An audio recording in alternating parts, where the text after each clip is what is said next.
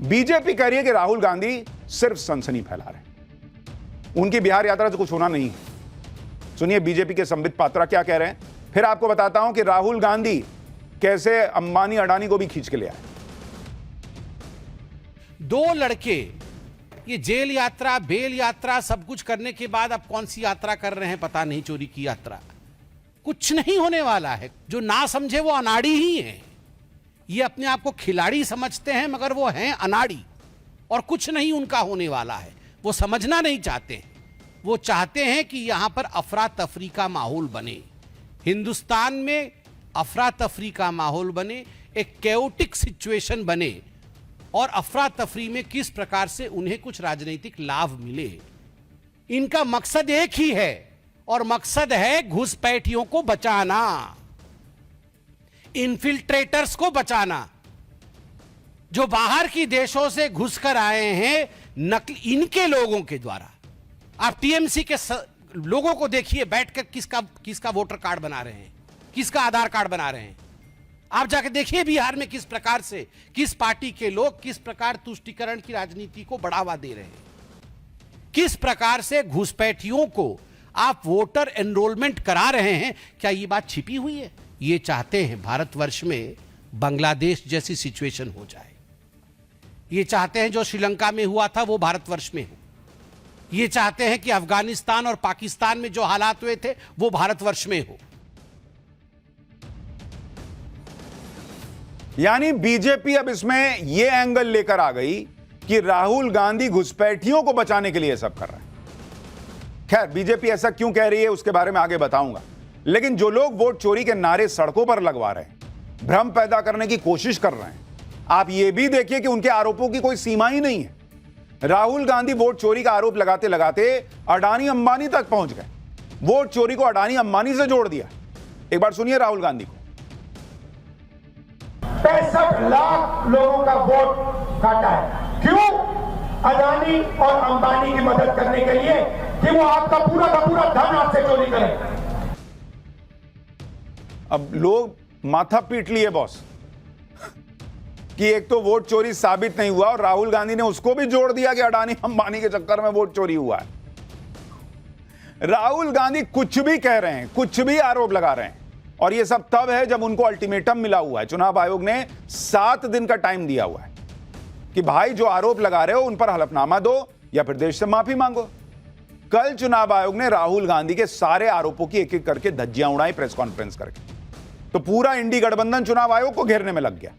इंडी गठबंधन के नेताओं ने बकायदा एक बैठक की। खबर आई है कि इस बैठक में विपक्ष के कई सांसदों ने यह माना कि चुनाव आयोग के खिलाफ इस लड़ाई को आगे ले जाना होगा। चुनाव आयोग के खिलाफ अविश्वास प्रस्ताव लाने के भी सुझाव दिए गए। हालांकि अभी इस पर कोई फाइनल फैसला नहीं हुआ है। विपक्ष कह रहा है कि इस पर चर्चा चल रही है, सही वक्त पर फैसला लिया जाएगा, सारे विकल्प खुले हैं। विपक्ष मुख्य चुनाव आयुक्त के खिलाफ अविश्वास प्रस्ताव लाने के मुद्दे पर आगे बैठक कर सकता है। यानी अविश्वास प्रस्ताव की बात छेड़कर इस तरह से इंडी गठबंधन ने मुख्य चुनाव आयुक्त को यह मैसेज दिया है कि अगर राहुल गांधी का पीछा नहीं छोड़ा तो विपक्ष के पास उनके खिलाफ एक सियासी हथियार भी है।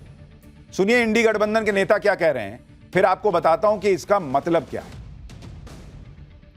हम बस उन्हें इतना ही कहना चाहते हैं कि अफसर आएंगे, अफसर जाएंगे, लेकिन जैसे हमारे आदरणीय खड़गे जी ने कहा आज सुबह, सदन हमेशा रहेगा। सदन उनकी कार्रवाई की गवाही आने वाले दिनों में देगा। उन सभी की कार्यों पर हमारे सदन में उपस्थित सांसद, विभिन्न राजनीतिक दल हम नजर रखेंगे और आने वाले समय में उचित कदम लेंगे। जो इलेक्शन कमीशन रोजाना राहुल गांधी जी से एफिडेविट मांग रहा है, उस इलेक्शन कमीशन को हम 2022 में 18,000 गलत तरीके से काटे गए वोटों के एफिडेविट दे चुके हैं। इस तरह के एफिडेविट हैं, उसकी सब रसीदें हैं और कोई कार्रवाई नहीं हुई। इंडी गठबंधन ने आज अपनी ताकत दिखाने के लिए एक संयुक्त प्रेस कॉन्फ्रेंस भी की और आयोग पर वही घिसे पिटे आरोप लगा दिए, जिसे लेकर इंडी गठबंधन सुप्रीम कोर्ट गया हुआ है और कोर्ट में सुनवाई चल रही। इस प्रेस कॉन्फ्रेंस के बाद इंडी गठबंधन ने एक साझा बयान जारी किया। इस बयान को चुनाव आयोग की प्रेस कॉन्फ्रेंस का जवाब बताया गया।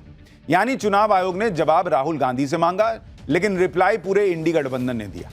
इस साझा बयान में इंडी गठबंधन ने मुख्य चुनाव आयुक्त को हटाने के लिए अविश्वास प्रस्ताव लाने के भी संकेत दिए। साझा बयान में कहा गया कि चुनाव आयोग अपनी संवैधानिक ड्यूटी को पूरा करने में फेल हुआ है। चुनाव आयोग वोटर लिस्ट की जांच करने की बजाय इस मुद्दे को भटका रहा है।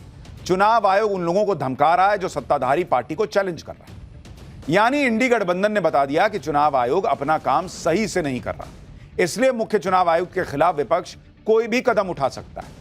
उधर बीजेपी ने इंडी गठबंधन की इस प्रेस कॉन्फ्रेंस का यह कहकर मजाक उड़ाया कि जब विपक्ष जैसे ही हारने लगता है तो अब्बा डब्बा जब्बा करने लगता है। सुनिए एक बार। विषय पर सुनवाई हो रही है। जब सुप्रीम कोर्ट ने एसआईआर पर रोक नहीं लगाया है तो आप कौन सी खंडपीठ है? ये कौन सी खंडपीठ है जो आके 7 लोग बैठ गए और आपने घोषणा कर दी कि चोरी हो रही है? एक पॉलिटिशियन कह रही थी कि लोकसभा को भंग कर देना चाहिए। अरे पहले आप तो रिजाइन करो। एक ही राग है इनका, मैंने किसी पिक्चर में देखा था, अब्बा डब्बा चप्पा। मतलब कुछ भी हो जाए, जैसे हारेंगे अब्बा डब्बा चप्पा, बस। राहुल गांधी कह रहे हैं कि कर्नाटक में चुनाव चोरी हो गया, हरियाणा में चुनाव चोरी हो गया, महाराष्ट्र में चुनाव चोरी हो गया। लेकिन आज ही महाराष्ट्र विधानसभा चुनाव में गड़बड़ी के आरोपों का एक केस सुप्रीम कोर्ट में खारिज हो गया। इसे लेकर एक याचिकाकर्ता ने पहले बॉम्बे हाई कोर्ट और फिर सुप्रीम कोर्ट में याचिका डाली। महाराष्ट्र के चुनाव को रद्द किया जाए क्योंकि वहां 6 बजे के बाद 76 लाख बोगस वोटिंग हुई, इसमें कहा गया था। यह उसी तरह के आरोप हैं जो राहुल गांधी लगाते आए हैं, लेकिन इन आरोपों में कोर्ट को कोई दम नहीं दिखा। जून में ही बॉम्बे हाईकोर्ट ने चुनाव में गड़बड़ी से जुड़ी याचिका को खारिज कर दिया था। तब कोर्ट ने कहा था कि उन्हें ऐसे कोई सबूत या घटना की जानकारी नहीं मिली कि किसी पोलिंग स्टेशन पर कोई गड़बड़ी हुई। कोर्ट ने तब इन आरोपों को निराधार माना था और यह कहा था कि ऐसी याचिका से कोर्ट का वक्त बर्बाद हुआ। और कोर्ट ने तो यहां तक कह दिया था कि भाई आप पे फाइन लगाना चाहिए, आपसे पैसा लेना चाहिए, हमारा वक्त बर्बाद हुआ, छोड़िए, जाने दीजिए। आज सुप्रीम कोर्ट ने भी बॉम्बे हाईकोर्ट के जजमेंट को बरकरार रखा और याचिका को खारिज कर दिया। यानी राहुल गांधी चिल्ला चिल्ला के कहते हैं कि महाराष्ट्र का चुनाव चोरी हुआ है और बॉम्बे हाईकोर्ट से लेकर सुप्रीम कोर्ट तक ये जो चुनाव चोरी होने की बात है उसको खारिज कर रहा है। लेकिन ना ऐसी याचिकाएं रुक रही हैं, ना राहुल गांधी के आरोप रुक रहे हैं। राहुल गांधी ने एक बार फिर से दावा किया है कि महाराष्ट्र के चुनाव में 4 महीने के अंदर 1 करोड़ वोटर जोड़ दिए गए। एक बार राहुल गांधी को सुनिए, फिर इस 1 करोड़ वाली कहानी का भी सच बताता हूं। महाराष्ट्र में साफ पता लगा, लोकसभा और विधानसभा के बीच में 4 महीनों में 1 करोड़ नए वोटर जादू से इलेक्शन कमीशन ने पैदा कर दिए। लोकसभा में हमारा गठबंधन जीतता है, 4 महीने बाद विपक्ष बीजेपी का गठबंधन जीतता है। हमारे वोट कम नहीं हुए, जितने हमें मिले थे उतने ही हमें मिले, और बीजेपी के जहां भी नए वोटर आए थे वहां पे बीजेपी की जीत हुई थी। मतलब महाराष्ट्र का चुनाव, हरियाणा का चुनाव इन्होंने चोरी किया।